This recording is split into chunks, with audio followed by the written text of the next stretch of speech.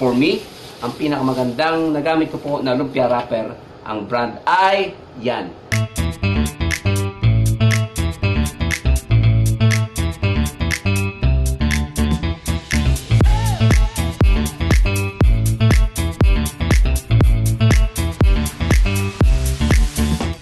Yon, magandang gabi po sa ating lahat mga kakwentuhan and welcome to Papa Jo's Vlog Kakwentuhan. So, ang pag-uusapan natin at pagkukwentuhan natin ngayon ay tungkol sa lumpia wrapper. Kung paano nga ba ito hindi masisira pag pinaghiwa-hiwalay, ba't ka tumatawa? Okay? So, ano nga bang style para hindi masira ang ating lumpia wrapper? But, first of all, check this out. 10:15 na po ang oras, no? So, normally kasi everyday na ngangailangan kami ng 200 pieces ng lumpia wrapper. 100 pieces para sa toge gulay and 100 pieces for lumpiang Shanghai. Okay. So, normally, kailangan naming mamalengke ako. Pag namamalengke, namimili na ako ng mga 70 bags. Bag na lang tawagin ko ito or pack. 70 packs ng lumpia wrapper para ini-stock ko na to sa fridge. Siyempre, hindi naman ako pwede araw-araw mamalengke kasi napakalayo ng palengke sa amin. 30 minutes drive. So, mag-i-stock na ako ng aking lumpia wrapper sa fridge. First of all, yan. Para hindi masira ang inyong lumpia wrapper, ay kailangan maganda yung brand ng lumpia wrapper natin.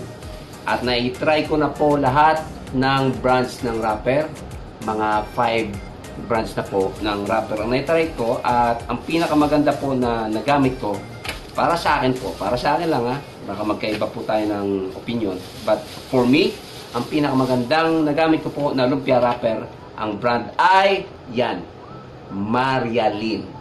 Nasubukan ko na po, napakarami, pero Marialin po ang pinakamagandang ginamit namin at ginagamit namin ngayon. Ayun, no? Ano pa yung nakasulat dito na Christian verse, bebe? God is faithful, no? Ang ganda, sarap gamitin. Kasi una pa lang, pagbilhin mo, God is faithful. Kikita ba? So, number 1, para hindi masira ang inyong lumpia wrapper, ay, ayun, andun daw. Okay na eh. God is faithful. Unang-una, para hindi madaling masira ang ating lumpia wrapper, number 1, ay kailangan magandang brand ang gamitin natin. Kahit anong ingat natin, magaangang kamay natin, kung pangit ang brand ng lumpia wrapper natin, of course, madaling masira. Etong Marialin ay very durable to para sa akin and very user-friendly. Okay? So, I recommend Marialin, like any man. Okay? Ang gamitin ninyong lumpia wrapper. Pangalawa, siyempre, nilalagay namin to sa fridge. Make sure magamit nyo to ASAP. Like 2 days lang yun. I-stock kahapon to dumating sa amin hanggang ngayon. At kung gusto nyo talaga itong i-stock sa fridge, pwede naman to up to 3 days. Ay hiwalayin na ninyo. Hindi yung na-stock nyo na sa fridge ng 3 days, doon nyo palang hiwalayin.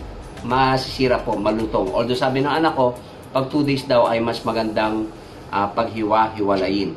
Para sa akin naman, pag kahapon hanggang ngayon, o 2 days nga, ay magandang hiwa-hiwalayin. Malambot pa siya at hindi siya magdidikit. Okay? So, let's proceed to our tip kung paano maging hindi masira ang ating lumpia wrapper. Simple lang naman, normally talaga, ang wrapper na maganda ay hindi na masisira. Okay? Basta, bahala kayo, pwede sa gitna. Iwasan nyo lang yung mga fold at huwag nyo pilitin yung mga naka-fold na side na paghiwalayin. Mapupunit yan. Ayan, tignan nyo po kung gaano kaganda ang ating Marialin lumpia wrapper. Diba? Yan po normally, meron po yan. Ha? Pag yan po, nagpunit na yan, ibig sabihin mo, spot po yan ng flour. Huwag nyo na po ituloy yan. Ano lang po ito, ikot-ikot nyo lang po. Ikot-ikot lang, ikot-ikot lang. Yan. Sa kabilang side na po kayo mag-umpisa. At the same time, ayan po. Tignan nyo po. Ayun po yung spot. Kung tinuloy ko po yun, kanina, mapupunit po yung the whole thing. So, pinihit ko po sa kabila at doon ko po sa kabilang side, umpisahan ulit magpaklas. Okay, so singles po. Kailangan daw magaan ang kamay But normally talaga, ang Marialin po ay kahit po, ayan, medyo mabilis na nga ako mag-ano. So, ngayon po nangangailangan ako magbaklas ng 200 pieces, no?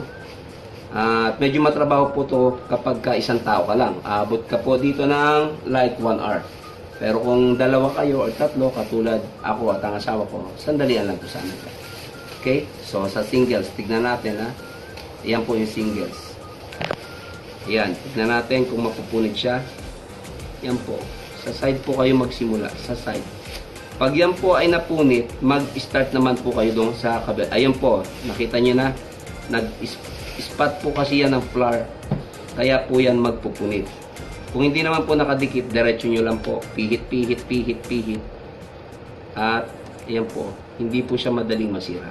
Kapag 2 days, pang 2 days po namin po. See? Okay? Next tip, yan po.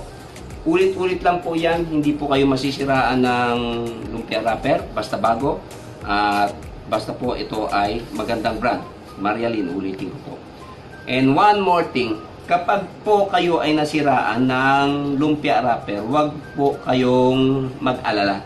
Sapagkat yung nasira pong lumpia wrapper, ay pwede nyo pong hatiin yan sa half. Papakita ko po yan sa next video ko kung paano ang pwede nating paggamitan. Yan po. Paggamitan ng mga nasirang wrapper. Makakatulong po yun para sa lumpia natin para lalo siyang lumutong. Okay? Yan po. Ganyan lang po kasimple. Ulit-ulit lang po yan. Ikot. Ikot. Pag may napunit po dyan, then doon po kayo sa kabilang side mag-start. Hilahin nyo lang po. Okay? Yan o. Yan. Dikit na po yan. Pero tignan nyo po. Dikit na yan ha. Pero successful pa rin po. Walang damage. Kahit katiting. Kung meron man po, siguro hindi naman nyo po mape-perfecto. But, kung meron man po madamage dito, napakadalang po. Baka isang piraso o baka wala pa sa isang pack ng lumpia wrapper. But anyway, ilang piraso nga po ba ang lumpia wrapper sa isang pack? So, para po malaman ninyo yung quantity, kung ilan nga po ba ang count ng lumpia wrapper sa isang pack, ito po ay nagre-range ng 12 to 13. Magkakaiba po, hindi po fix na 12, hindi po fix na 13. Ayan po, may napunit konti. Ayan, yan, napunit konti. Hindi ko na yan itutuloy. Dito na po ako sa kabila. Ayan, kung tutuloy ko yan, dito, mapupunit na yan. So, dito po ako sa kabilang side, magre-restart ulit. Ayan po. At, ayan po. So, nabuta siya, pero still usable pa rin siya para sa paggawa at pagbalot ng lumpia. Yun lang po, simple lang po. Sana po ay makatulong sa inyo to. So, let's conclude. Number 1, kailangan po ang brand ninyo ay maganda. Bahala na po kayo maghanap ng brand ninyo, but I recommend Marialin. Pangalawa po, huwag palulumain ang apa up to 3 days, kundi mahirapan kayo magbaklas. As much as possible, pagkabili, baklasin na, pwede i-stock sa fridge.